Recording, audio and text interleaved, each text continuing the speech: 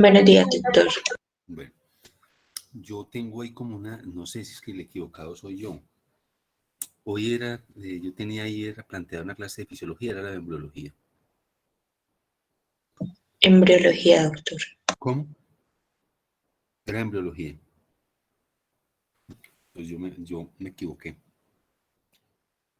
porque yo creí que hoy era que era de fisiología. O tenemos unas clases ahí pendientes, entonces vamos a hacer lo siguiente, o solo por hoy. Vamos a hacer una clase que tengo ahí de fisiología, porque creí que era de eso, y no sé cuándo, y luego hacemos la embriología. Me da pena con ustedes, pero la equivocación fue mía. No quiero de ninguna manera, pues como siempre de alguna forma lo he criticado, invadir como otros espacios que no sean los que uno normalmente tiene que hacer. Entonces, no sé si a ustedes les parece o qué, para que no perdamos pues como el encuentro. ¿Les parece o qué lo hacemos o no? Sí,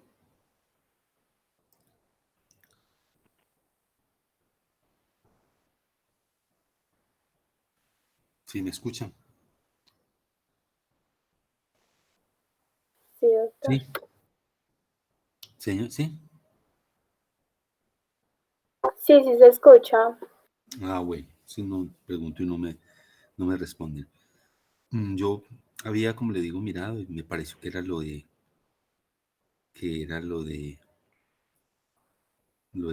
embriología, que era lo de fisiología. Porque en embriología tenemos, ya vimos la parte de lo que son las gónadas. O si quieren miramos, vean un segundo y yo ubico lo de embriología y lo vemos. ¿Les parece? Unos 5 minutos más o menos. Y vemos entonces lo de embriología entonces, si les parece. O vemos lo de fisiología. Díganme ustedes para que definamos.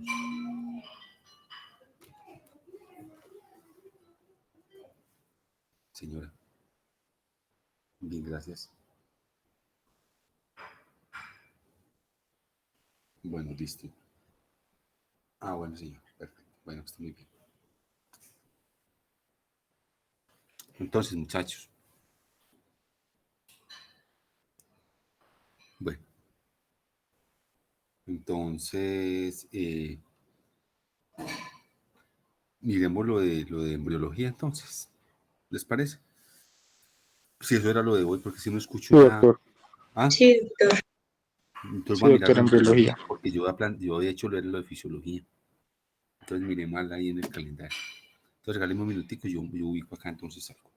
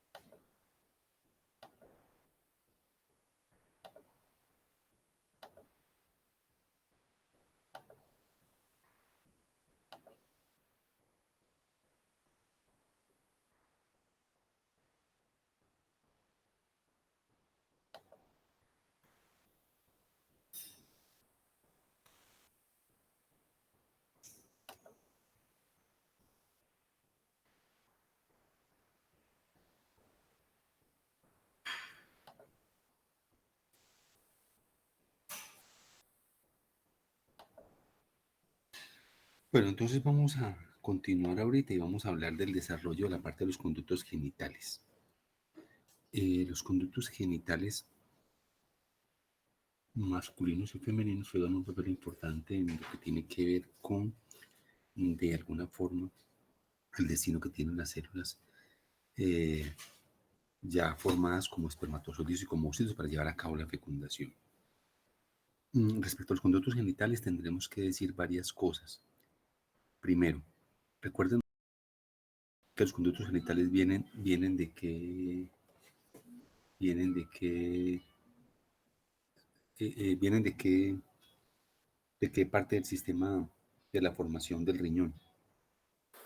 Del mensaje. Del mesonefros, correcto. Pero recuerden que del mesonefros tenemos dos cosas nosotros. Entonces hablamos de dos tipos de conductos, uno para los conductos genitales masculinos y otro para el conducto genital femenino.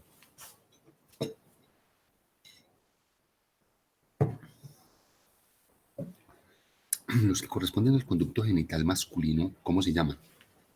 ¿El conducto qué? El conducto mesonéfrico de Wolff es el encargado de formar los conductos genitales masculinos y los conductos genitales femeninos corresponden al conducto paramesonéfrico o de Müller. Hay una situación en la siguiente, así como hablamos en la gónada, que pasamos por una etapa indiferenciada, igual ocurre acá. En ambos, durante la quinta y la sexta semana, como ya aparece, están en etapa indiferenciada. Recuerden ustedes que la diferenciación de los conductos, pues obviamente está bajo la influencia de la llegada de los cromosomas, pero la diferenciación propiamente dicha ya de los conductos está realizada ¿por quién?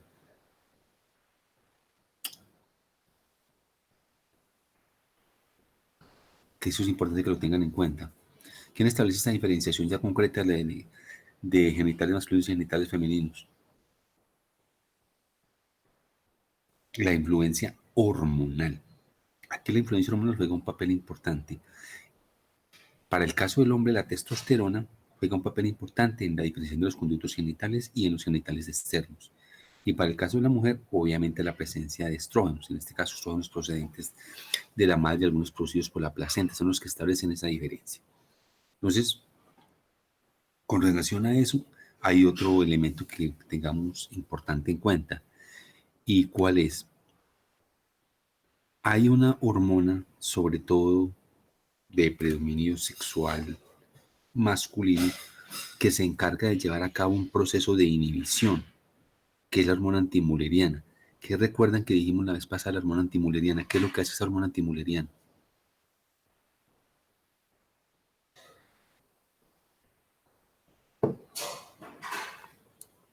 ¿Recuerdan ustedes qué es la hormona antimuleriana? Hace que los conductos paramesonéfricos como que regresen. Exactamente, la hormona antimuleriana se opone a la formación de los conductos genitales femeninos. Y recuerden que esas hormonas que estamos hablando, se los había dicho, no sé si ya lo estarán viendo o no, corresponden básicamente ¿a qué? Corresponden básicamente a toda aquella cascada que inicia con el colesterol.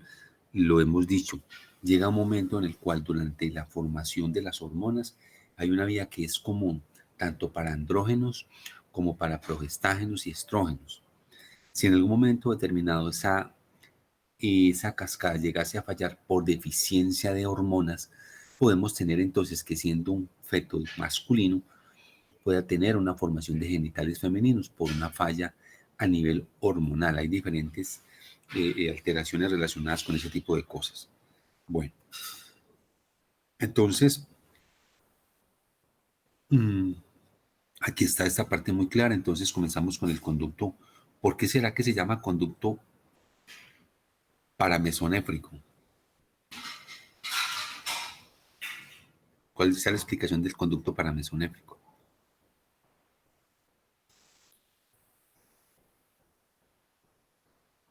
Ahí está muy claro, se llaman conductos paramesonéfricos porque están laterales ¿a qué? A los conductos mesonéfricos. Para siempre es como paralelo, como que está al lado y lado. Esos conductos van a establecer contacto de manera muy importante con el mesénquima que se encuentra a su alrededor. Y vamos a ver que va a cambiar la disposición de los conductos si es masculino o si es femenino. Va a cambiar de alguna manera en eso. Ya habíamos dicho nosotros lo que estaba sucediendo a nivel de la formación de las gónadas, con la formación de la red de Testi en el hombre, con la formación de la organización de cómo estaban los ovocitos organizados como folículos y los cambios que eso iba a generar a un lado y al otro cuando vimos la formación de la gónada. Entonces, ¿qué va a pasar? Entonces, si nos detenemos a hablar un poco de lo que está pasando a nivel de los conductos genitales femeninos, ¿qué está sucediendo? A ver, los conductos genitales femeninos, para que nos quede claro, ¿a qué hacen parte en el aparato genital? Conducto genital femenino es hablar de qué.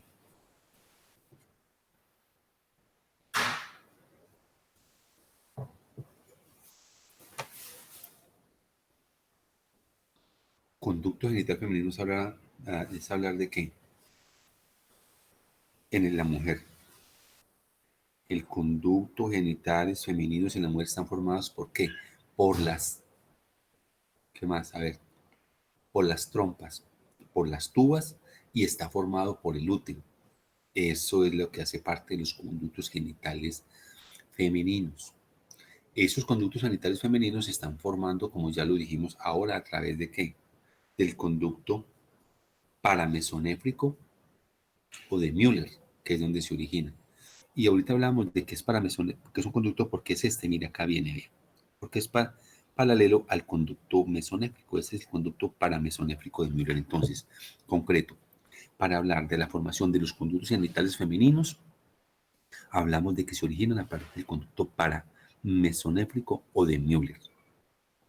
Ese conducto entonces va creciendo, se va dando a cada lado, ¿listo? Y va descendiendo, miren ustedes que lo hace aquí paralelo al conducto mesonéfrico.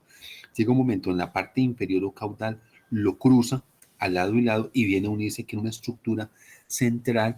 Esa estructura central se va a denominar lo que va a corresponder a lo del primordio uterino vaginal, que es el que va a formar parte de lo que va a ser el cuerpo del útero y lo que va a ser el tercio superior de la vagina. Aquí está a cada lado. Esto. Pues aquí están las gónadas y aquí venimos. Ustedes pueden observar entonces la porción más craneal del conducto va a originar lo que va a ser la trompa y la porción más caudal va a contribuir a formar parte de lo que va a corresponder o lo que hace específicamente el útero. Tengan en cuenta, y ustedes lo saben, que el útero está formado por tres estructuras. Tiene un cuerpo, tiene un fondo y tiene un cuello.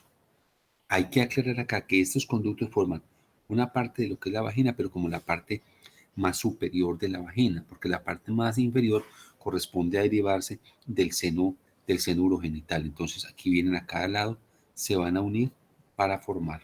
Entonces acá están. Extremos craneales que van a formar de acá, lo que van a ser las trompas uterinas. Y los extremos caudales van a formar lo que es el primordio uterovaginal. Y finalmente, ya esta otra parte de la vagina va a provenir del seno urogenital. Recuerde que el seno urogenital tiene tres porciones. ¿Cuáles son las tres porciones del seno urogenital?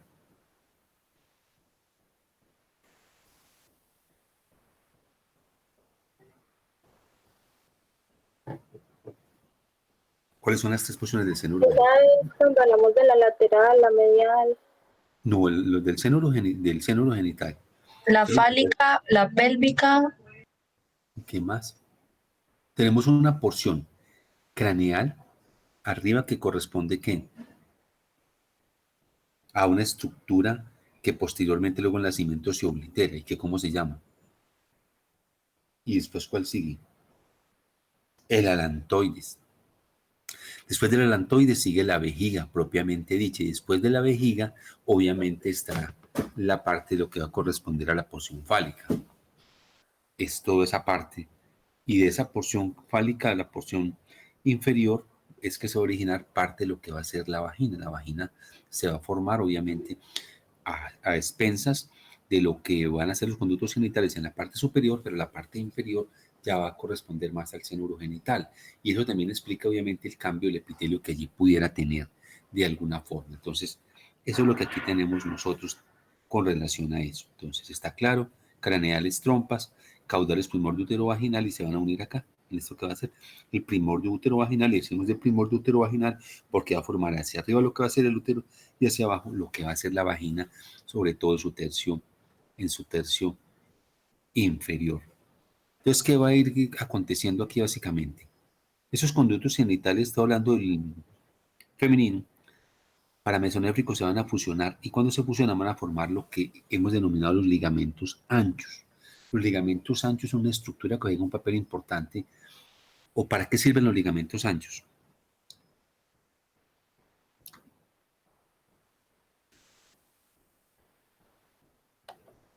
¿Para qué servirán los ligamentos anchos? Los ligamentos anchos juegan un papel muy importante que en la fijación del útero. Eso es lo más importante. Juegan un papel fundamental en esa parte de lo que tiene que ver con, con la fijación del útero. Entonces, ya nosotros dijimos que venían, si nos volvemos acá a la anterior, veníamos acá, se van a unir acá. Entonces, aquí se van a unir y entonces vamos a tener que producto de esa unión se va a formar acá lo que estábamos hablando ahorita, del primordio uterovaginal. Hacia arriba va a ser el útero y hacia abajo va a ser la parte de la vagina.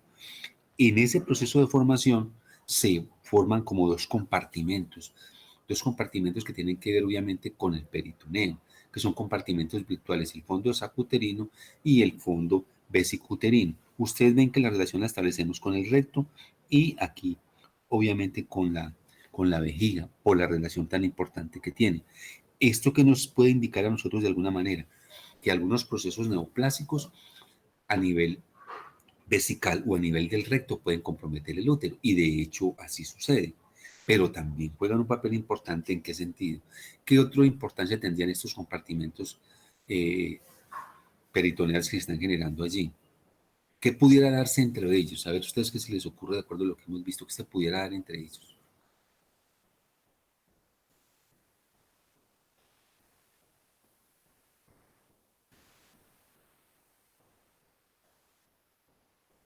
¿Qué se les ocurre que pueda ser entre ellos?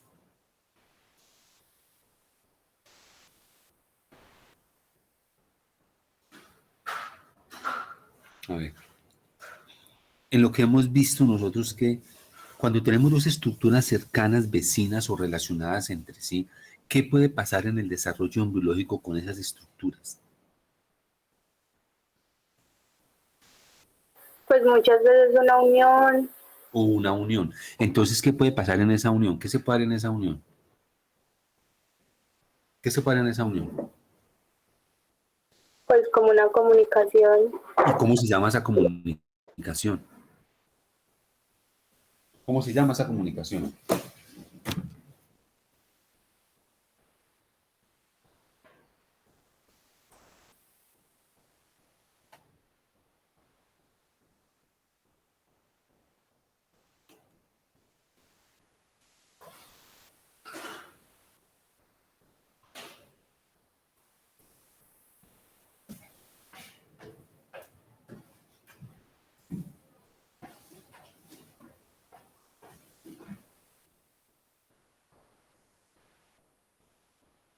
O sea, cuando normalmente hay comunicaciones, pues a veces se les llama fístulas, pero no sé si se relaciona a eso, pues, si esa es la pregunta.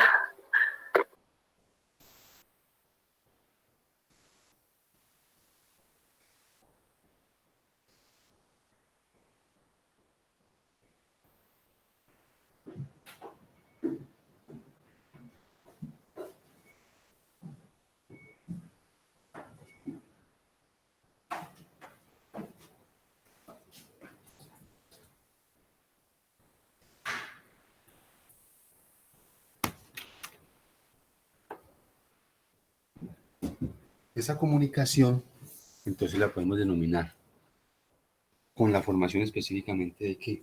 De fístulas. Que vamos a hablar de fístulas vesicuterinas o rectouterinas. Y esas fístulas pueden darse obviamente por comunicación inadecuada entre estas dos estructuras. ¿Ustedes recuerdan quién separa esas estructuras?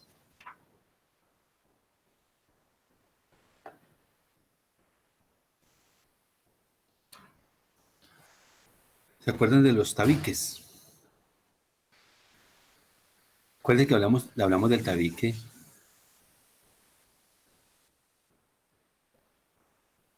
Urorectal.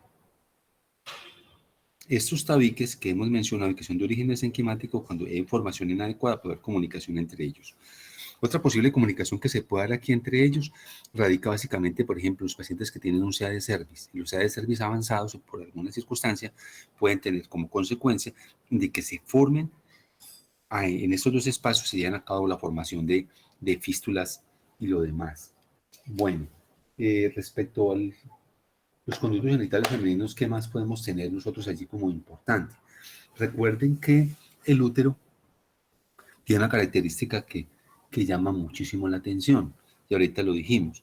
Hay una característica que llama mucho la atención con relación a esto, y es lo siguiente, es que, pues, en un principio, como ya lo dijimos, pasan por un periodo indiferenciado, pero recuerden ustedes que el útero fundamentalmente está formado básicamente por tres estructuras, por tres capas. Esas tres capas que hacen parte del útero, ¿cuáles son?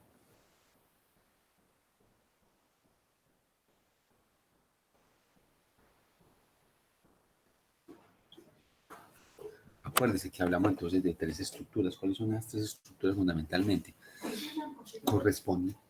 Estas tres estructuras corresponden básicamente acá. Recuerden que el útero tiene tres capas: el miometrio, el endometrio y el perimetrio. Y recuerden que el endometrio tiene tres estratos: el estrato basal, el estrato esponjoso, o la capa compacta, la capa superficial y la capa basal. Que eso obviamente, me imagino que ustedes lo van a discutir en la parte pues, que tiene que ver con lo del el ciclo menstrual y lo demás. Entonces, para que terminemos acá, entonces estamos diciendo que, es decir, habíamos dicho que el útero y los ligamentos anchos, sí, van a formar dos compartimentos, que va a ser el compartimento vesicuterino y el fondo de saco recto-uterino. Y obviamente ya la fusión va a formar lo que va a ser parte del cuerpo del útero, y que ellos están rodeados por una capa muscular que va a corresponder, pues, va a corresponder básicamente al miometrio. Entonces, importante lo del ligamento ancho. Ese ligamento ancho, ¿desde dónde a dónde va?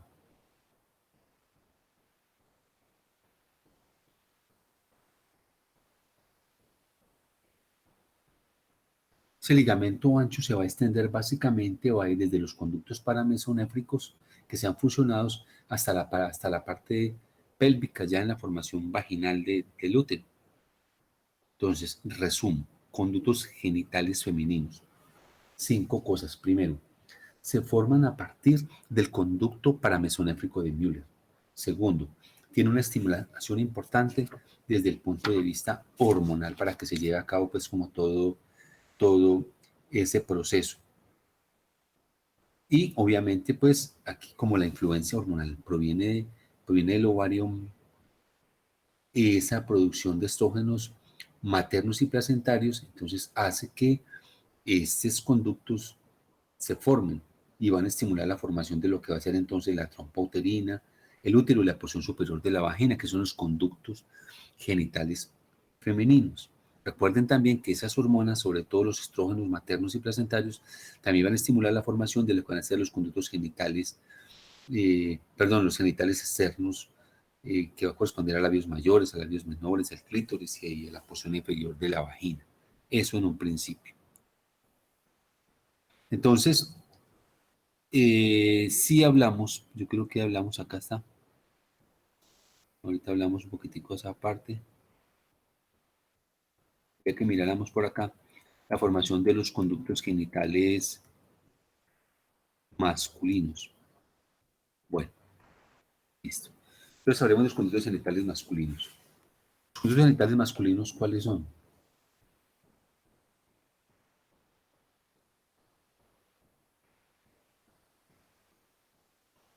¿Cuáles son los conductos genitales masculinos?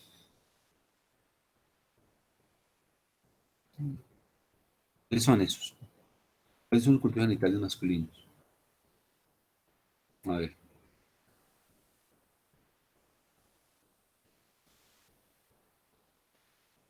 Los conductos genitales. ¿Cómo? ¿Cuáles son los conductos genitales masculinos? Los conductos deferentes. Estaba pensando en los tubos de... Lo que van a hacer, los conductos eferentes, ¿qué más? Los deferentes. Sí, ¿qué más? ¿Qué más tenemos? No los veo por acá. Estoy buscando acá. Entonces son, y los conductillos eferentes, ¿qué más? El conducto deferente, ¿qué más? ¿Hay qué otras estructuras estarán allí importantes? ¿Qué otras estarán allí? A ver.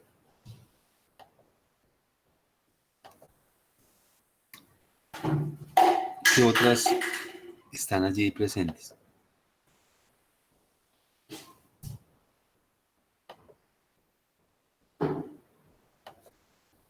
¿Cuál otra vez? Ayúdenme con eso mientras yo busco acá.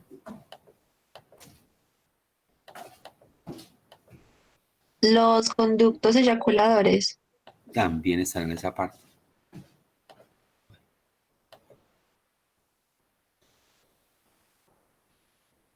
Bueno,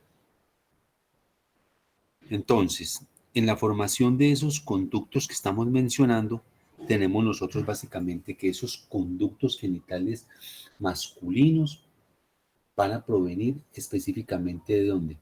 Del conducto mesonéfrico o de Wolff.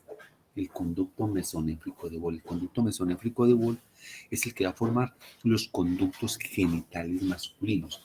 Y esos conductos genitales masculinos van a estar formados obviamente por diferentes estructuras, dentro de ellas, ¿cuáles? Ya dijimos, el conducto deferente.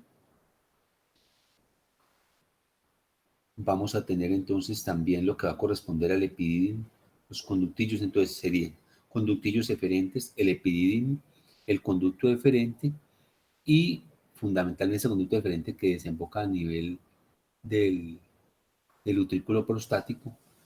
Recuerden que hay una diferencia importante acá con relación a eso y es la siguiente. Una diferencia importante acá que espero que ustedes no lo vayan a olvidar, y es que hay una mayor producción como de hormonas, ¿sí?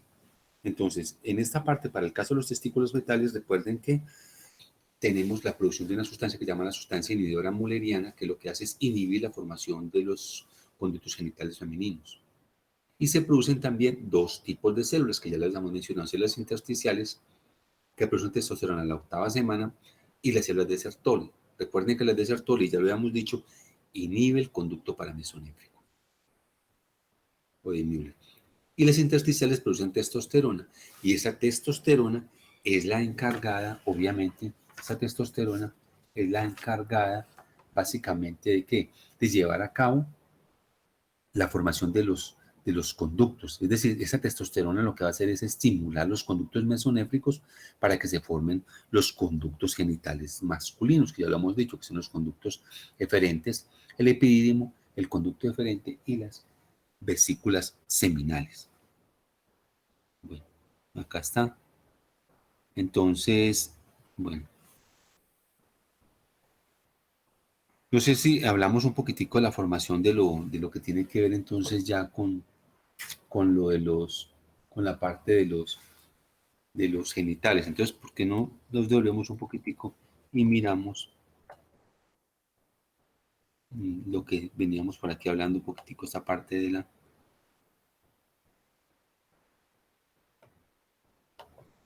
esta parte de el desarrollo de la vagina. Entonces, la vagina, podemos decir que tiene como un doble origen. La parte superior de la cual va a corresponder a la vagina va a provenir específicamente de la formación de los conductos paramesonéfricos o de Müller, y la parte inferior va a provenir del seno urogenital.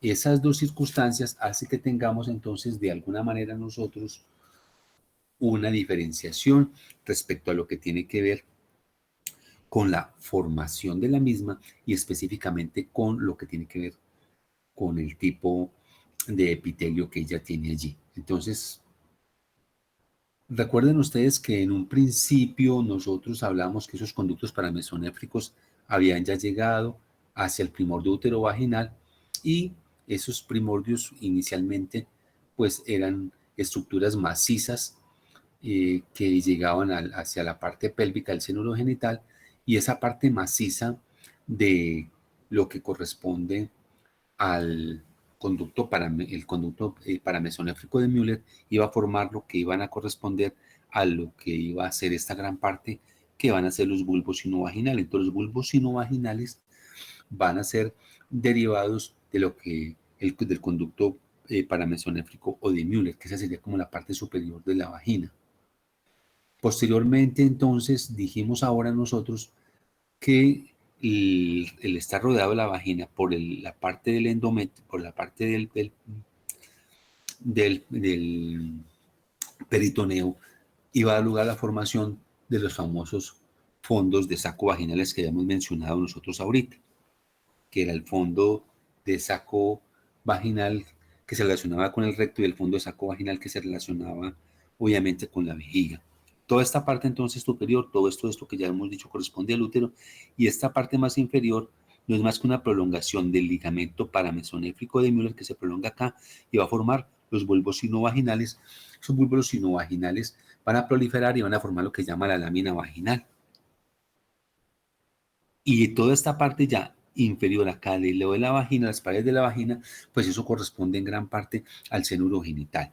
Es decir, que la parte superior de la vagina, las paredes de la vagina, la parte superior, tiene un origen de los conductos paramesonéfricos, y la parte inferior, como ya lo dijimos, provienen básicamente de lo que va a ser el seno urogenital. De suerte que entonces ese epitelio obviamente va a cambiar. Bueno, hay otro elemento acá importante y es lo siguiente. Recuerden ustedes que la luz de la vagina está separada del seno urogenital. ¿Cuál es la estructura que separa la vagina del seno urogenital? ¿Cómo se llama esa estructura que separa la vagina del seno urogenital?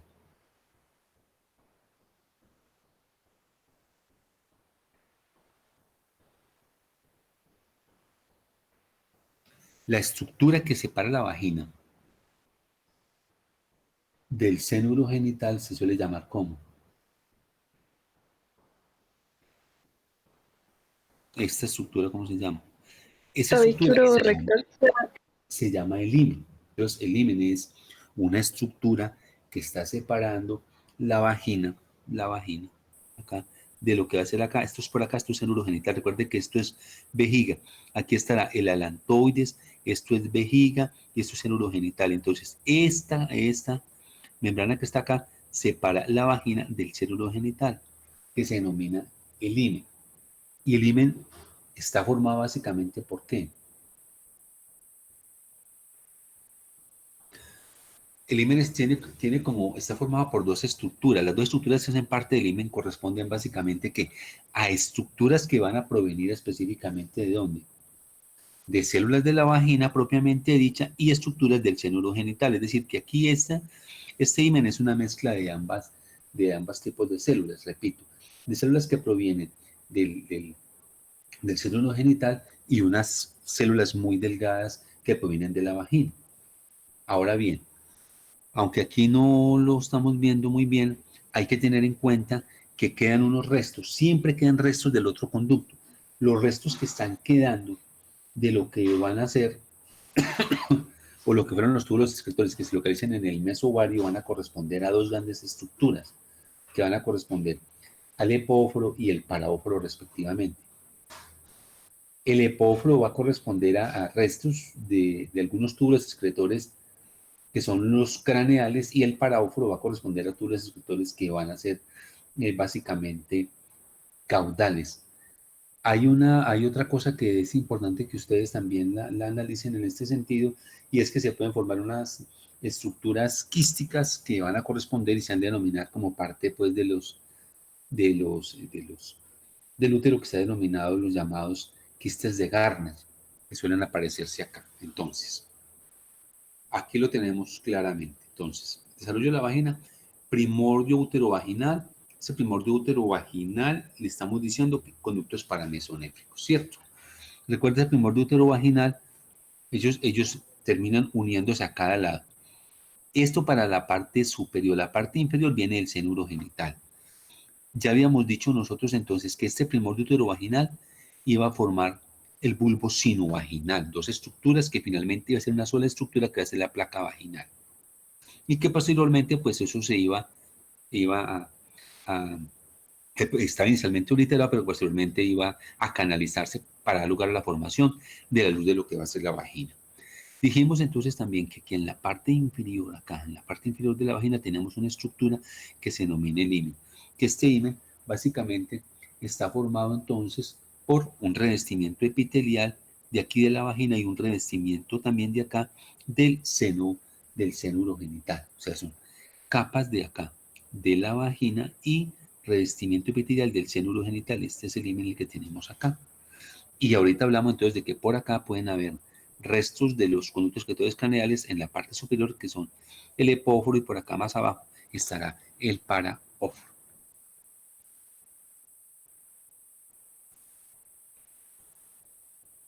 Bueno, listo.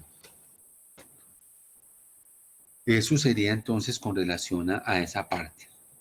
Bueno, acá está, pero estamos, creo que es como lo mismo que vimos acá. Aquí recuerden ustedes, hablamos de los fondos de saco, ¿sí? Estos fondos de saco ya vimos que están relacionados básicamente con la relación que establece con el peritoneo. Y aquí está muy claramente, dice que la vagina tiene doble origen, la parte superior de la cavidad uterina y la inferior deriva del seno urogenital. La luz de la vagina permanece separada del seno urogenital por una fina placa de tejido denominada el himen. Entonces, la luz de la vagina permanece separada del seno urogenital, por lo que va a corresponder al himen. Dijimos que el himen está formado por células vaginales y por revestimiento epitelial del seno urogenital, que es lo que tenemos acá nosotros. Acá está el útero, ¿sí? Acá están los fondos, obviamente, es algo que hemos venido nosotros mencionando. Y acá está el bulbo sinovaginal. Entonces, el bulbo sinovaginal es del conducto paramesonéfrico o de Müller. Bueno. Hay una serie también de glándulas denominadas glándulas auxiliares que se forman obviamente a partir de una parte de ellas proviene del seno urogenital. Estas glándulas de Skene que se producen pues una secreción uretral, y están las glándulas de Bartolini, que estas son evaginaciones del seno urogenital. Estas glándulas de Bartolini tienen un alto riesgo de inflamarse y de abscedarse. A partir de estas glándulas pueden formarse entonces abscesos en glándulas de Bartolini, o pueden formar obviamente un proceso infeccioso a cualquier nivel de esas glándulas de Bartolini. Están productos que dijimos acá que provienen del seno urogenital. Es decir, el seno urogenital a la vagina como que le aporta dos cosas importantes. La primera es que le aporta el tercio inferior de la vagina. La segunda es que le aporta a la formación del himen, y la tercera la formación de las glándulas de Bartolini. Bueno, esto para las glándulas auxiliares. Ya nosotros habíamos dicho también que inicialmente la misma situación anterior, que hablábamos de un periodo indiferenciado, luego hablábamos de posteriores diferencias que se iban dando con la llegada de las hormonas, y ya al finalizar las 12 semanas se alcanzaba la diferenciación. Establecer de acuerdo a la formación de los conductos y a la formación de los ovarios en etapa tan temprana, a veces no es fácil establecerlo desde el punto de vista ecográfico. Habría que tener algún tipo de habilidad. Yo les preguntaría, ¿de qué otra forma uno pudiera conocer si no fuese a través de la vía ecográfica el sexo del embrión? ¿De qué otra cosa uno pudiera hacer para tratar como de mirar el sexo del embrión si desde el punto de vista ecográfico no lo puede hacer? ¿Qué se les ocurre? ¿Cómo? Las hormonas que el embrión está generando. Bueno, ¿y cuál podría ser otra opción? Es correcto. Pero ¿usted cree que las gonadotropinas colónicas me pudieran servir para esto?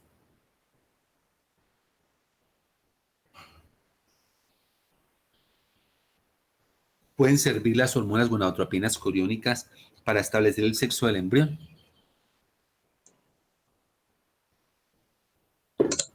Doctor, Señora. pues Sí. ¿Cómo? yo creo que no, doctor. ¿Por qué? Y Porque se porque indica es específicamente si la mujer está en un embarazo, pero no habla del sexo del bebé. están de acuerdo con la afirmación de su compañera. Yo sí soy de acuerdo con ella, totalmente de acuerdo. Mire, estas son las cosas que uno tiene que irse como llevando con la suficiente claridad cuando esté estudiando. Totalmente de acuerdo con ella. Acuérdense que las hormonas gonadotropinas crónicas son producidas por la placenta. Simplemente dicen, está embarazada, no más. Pero esas hormonas no le establecen a usted desde ningún punto de vista que corresponde al sexo masculino o al sexo femenino. Entonces, en las primeras semanas, por ejemplo, ahí hablan de la 12 semana que está la diferenciación, a veces no es fácil. Entonces, se han dado muchos casos, es decir, los ecografistas y los ginecostetras tienen algunas imágenes muy sugestivas de hallazgos ecográficos que le pueden decir de qué se trata. Hablan por allá del granito de café, hablan de un mundo de cosas ahí que yo la verdad no recuerdo, pero es muy difícil comprometerse de manera temprana con eso. La única forma de uno comprometerse de manera temprana con eso, ¿cuál sería? Que uno pudiera decir, sí, si se llevase a cabo que inseminación artificial, si usted puede determinar el sexo tempranamente, cuando coge un ovocito y un espermatozoide, y obviamente pues logra separarlo de los cromosomas, pues uno pudiera tratar de establecer eso, pero antes definitivamente no lo puede hacer, no es fácil hacerlo, de ninguna manera. Bueno, para que terminemos entonces acá ya con esa parte, pues ya ya específicamente los genitales externos, entonces partimos de un elemento que es común. Este elemento que es común acá a nosotros, entonces, va a corresponder al tubérculo genital. Este tubérculo genital, mire, tiene a su alrededor una serie de pliegues. Por aquí tenemos, aquí más adentro, el pliegue urogenital y aquí un, un tubérculo que se llama, o los labios, eh, labios escrotales, llamados de alguna manera. Entonces, ¿qué ocurre? Entonces, es común para todos el tubérculo genital. Eso es común para todos. Es común para todos también que tengan los pliegues, unos pliegues que son los pliegues uretrales. Y obviamente aquí también tenemos en la parte inferior un pliegue que sería por acá el pliegue anal. Los cambios que se van a ir dando a diferente nivel. Entonces, los pliegues cloacales, acá vamos a ver a qué se van a diferenciar, y los pliegues uretrales se van a diferenciar. Y aquí al final vamos a tener lo que va a corresponder a un pliegue anal. El cambio, o sea, esto que tengo acá le es común para la formación de los genitales. Este es un periodo indiferenciado. ¿Qué va a pasar con cada uno de estos pliegues? El cambio en cada uno de sus pliegues va a depender de quién, de la influencia hormonal. Entonces, siempre sus genitales externos van a pasar por un periodo que le hemos denominado un periodo indiferente, que más o menos está por alrededor como de la tercera semana de desarrollo de alguna manera. Entonces, están formados porque básicamente dijimos por los pliegues cloacales, por los pliegues uretrales y por el tubérculo genital. Y esa diferenciación, pues obviamente está determinada por la presencia de hormonas. Adelantándonos un poquitico, ¿qué pudiéramos decir nosotros entonces? ¿Qué les parece a ustedes qué puede ocurrir con el tubérculo genital en el hombre y con el tubérculo genital en la mujer? Por adelantarnos como un poco en esta parte.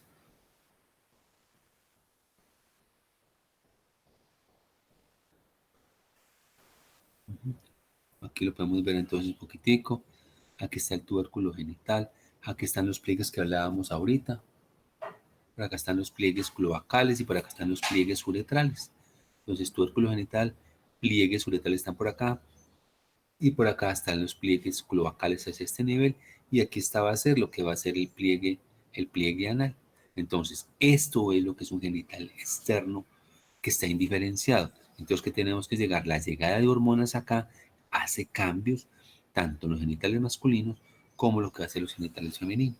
Entonces, ¿qué tenemos nosotros? Ahí está.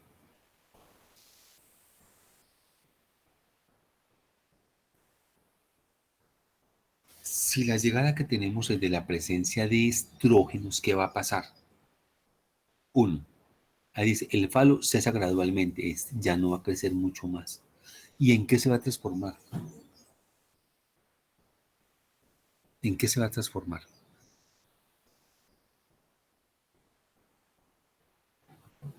Esto es común para todos. Aquí llegan estrógenos, listo. Al llegar estrógenos aquí a estos genitales indiferenciados, ¿qué le pasa al falo? Pregunta número 1.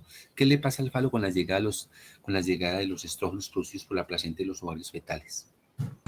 Ya empieza a formar lo que es labios mayores, menores, Pero ¿cierto? antes de eso, ¿pero qué le pasa específicamente?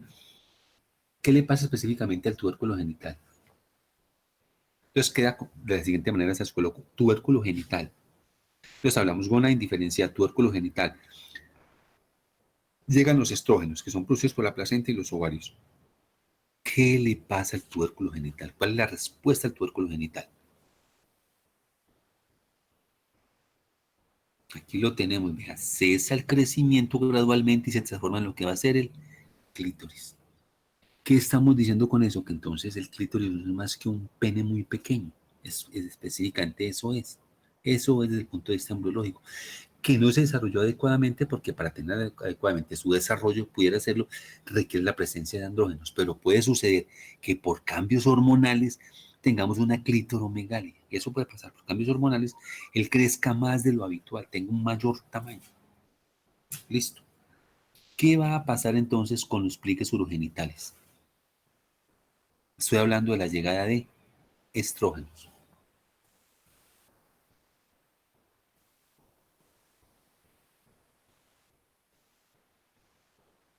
Se forman los labios.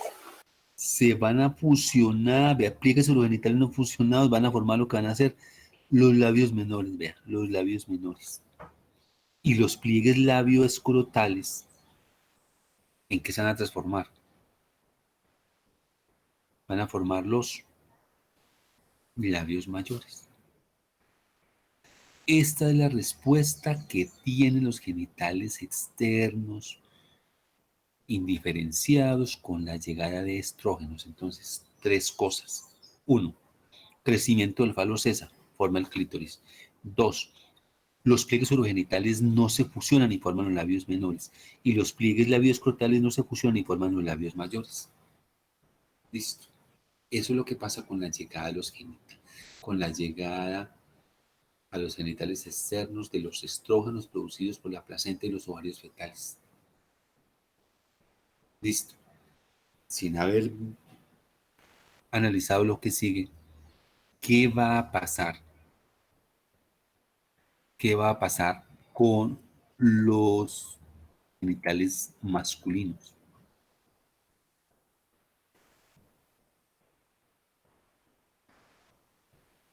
¿Con la llegada de qué? ¿Qué pasa en esta genital externo indiferenciado? ¿Qué pasa con la llegada de los andrógenos? Se forma el pene y la próstata. No, la próstata no se forma de acá. ¿De dónde se forma la próstata a propósito?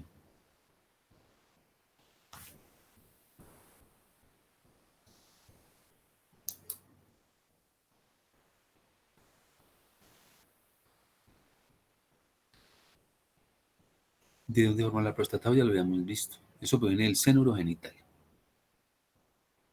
Sí, señor. Eso hay que verlo luego, entonces, si no nos quedó claro eso. La llegada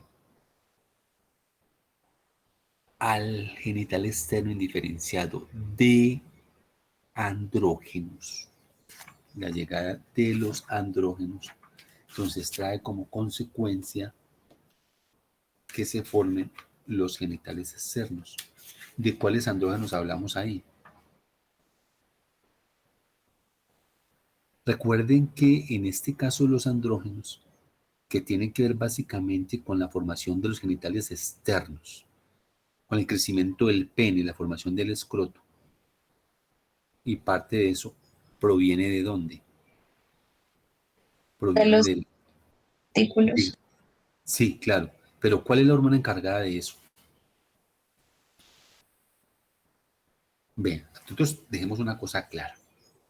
La testosterona, que es producida por las células de Leydig, estimula la formación de los conductos mesonéficos, ¿está claro?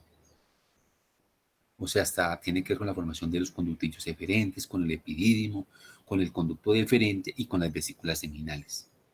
Resulta que la testosterona se puede transformar en dihidrotestosterona.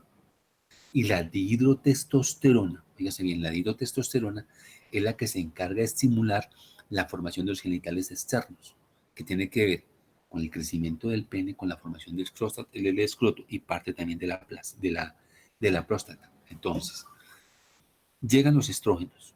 Ya dijimos qué pasa. Ahorita llegan los andrógenos. Entonces, ¿qué pasa? Cuando llegan los andrógenos, ¿qué va?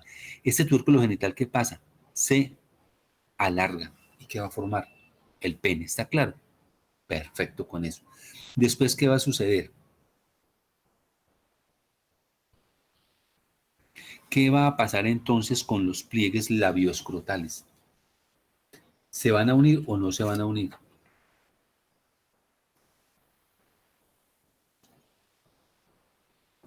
¿Qué va a pasar con eso?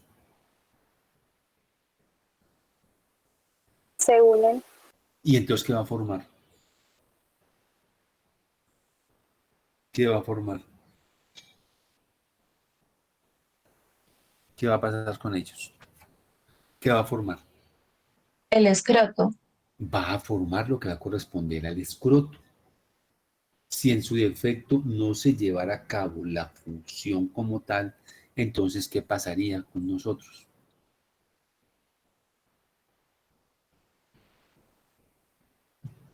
Pues obviamente hay un fenómeno que tiene que ver que cuando no se produce la fusión adecuada de los pliegues uretrales, se va a denominar y va a aparecer lo que se denomina bajo el nombre de la hipospadia, que es la no fusión, que va a quedar un espacio por debajo del pene. Eso respecto a los pliegues uretrales. Y ya vimos los pliegues labioescrotales que cuando se fusionan van a formar lo que va a ser el escroto. Entonces yo voy a tener uno. En otras palabras, cuando se cierran los pliegues uretrales, ¿qué forman? Los pliegues uretrales que van a formar cuando ellos se cierran. El tabique escrotal. No, el tabique escrotal es más de los pliegues labioescrotales, más de eso. Mire bien. Todo esto que aquí tenemos nosotros es el tubérculo genital y por acá ¿qué irá? ¿Esto es parte de qué? ¿Aquí qué irá?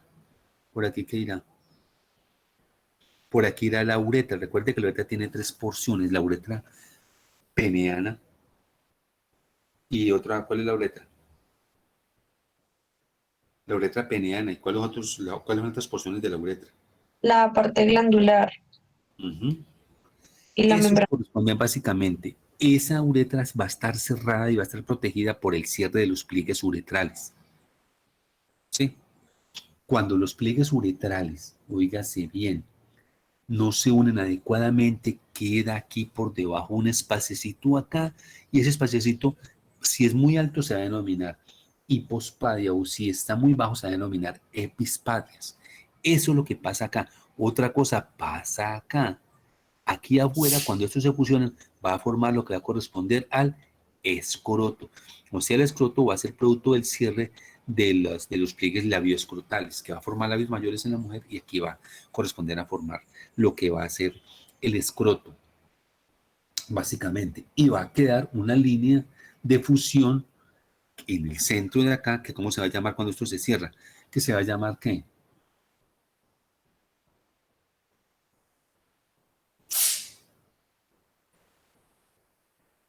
Va a formar que un tabique escrotal, que es toda como la parte del sitio de unión en que se unieron básicamente las eminencias labioescrotales, o en este caso las eminencias escrotales. Entonces queda una parte cerrada, que es el sitio de unión, que es la que vemos pues, como el reparo anatómico donde se unió, se fusionó una parte con la otra parte. Bueno, muchachos. Listo, yo creo que ya dejamos ahí. La pregunta es, ¿cuándo nos volvemos a ver? ¿Después de Semana Santa o qué? Sí. Sí, doctor. Bueno.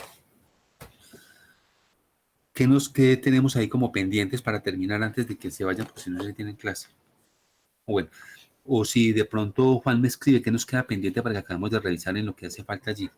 A veces hacemos unos casos que sí me interesa a mí que hagamos de la parte renal. Que siempre he prometido mandárselos y nunca se los he enviado. Voy a ver si de pronto se los logro enviar de hoy a mañana, a ver si en Semana Santa los trabajan un poquitico, a ver y reposamos todo eso que vimos que a mí sí me interesa. Hay una cantidad de cositas y de cosas por resolver. Listo. Listo, doctor. Bueno, señor.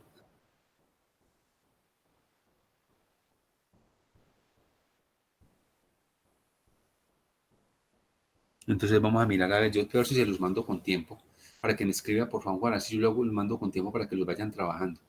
Ahí vamos a tratar de reunir de todo, es decir, a tratar de aplicar todo eso que vimos pues en general. Ahí va a haber de todo eso.